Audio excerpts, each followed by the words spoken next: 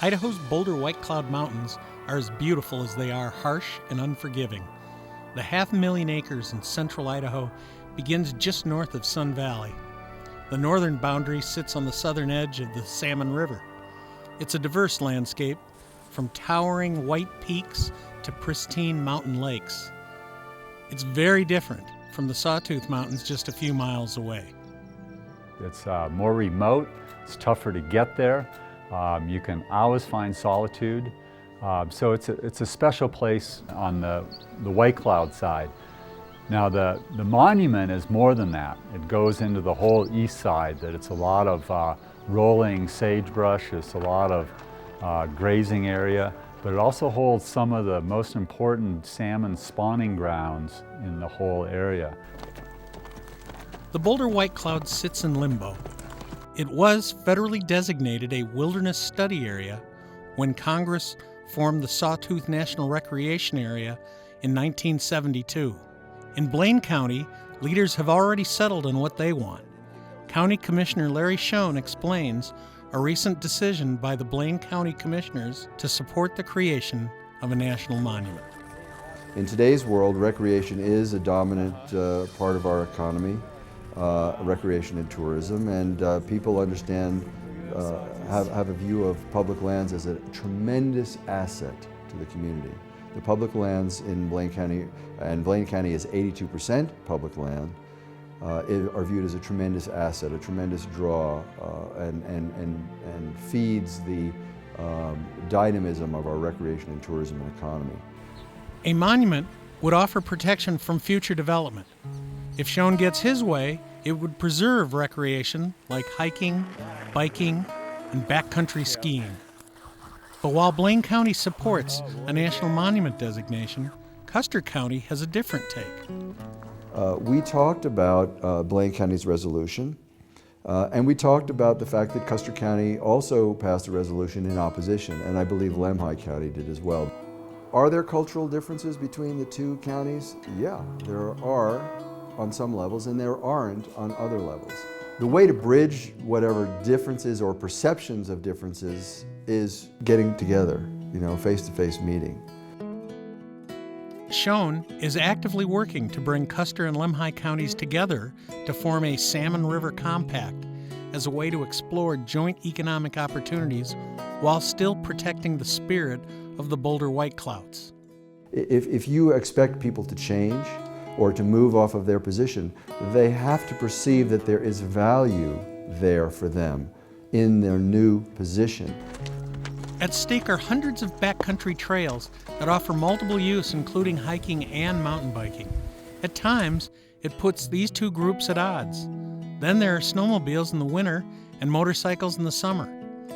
For Andy Munter, owner of Backwoods Mountain Sports in Ketchum, all this recreation could bring more business through his doors. But Munter says he doesn't want to forget the most important issue: preserving this land for wildlife, fish, and future generations.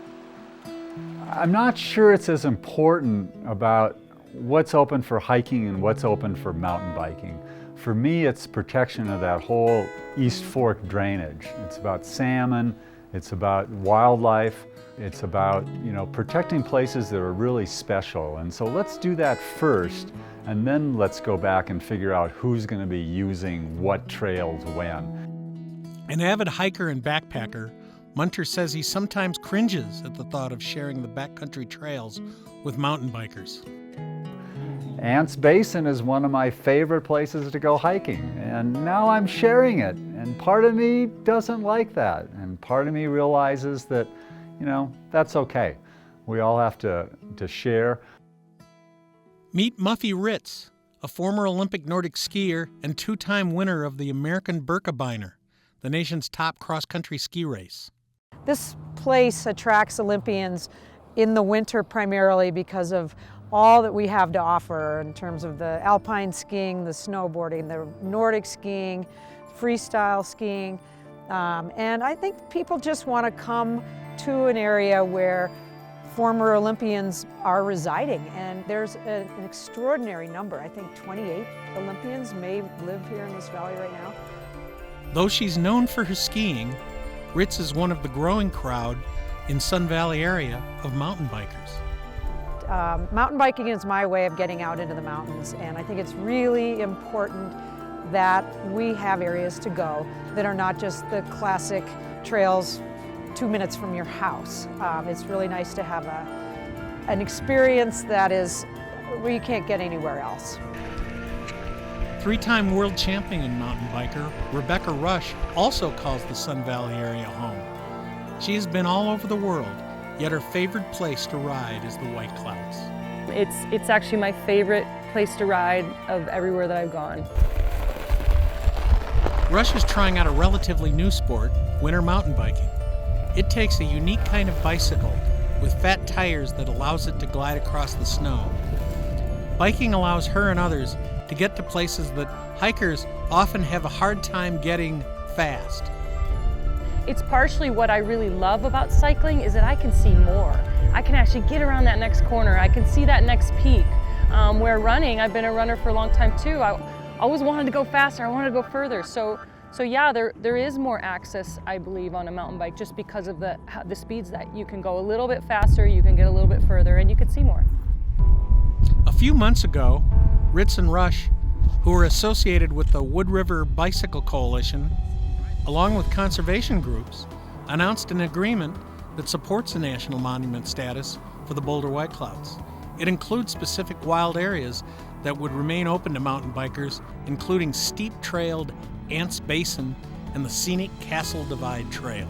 But the agreement didn't include the motorized groups, at least not yet, and that has some fearful they will lose access to places they love to ride. But the agreement did prove there is some common ground and a way to get to it. Before the agreement with the mountain bikers happened, there was a lot of disagreement. There's a lot of serious bikers here, and there's a lot of serious hikers here. But what I'm picking up since then is everybody pretty much agrees that it's a good agreement. Again, there's tough pills to swallow by some of the pure hiking people, and some bikers would probably like more of it open, but I think it's really pulled the community together to support the National Monument. That collaborative spirit may help nudge the Obama administration in the direction of a monument. But this is just one county with just one idea.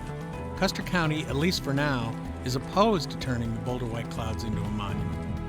And for now, motorized recreation groups are extremely wary of what a national monument might mean for future access to public land.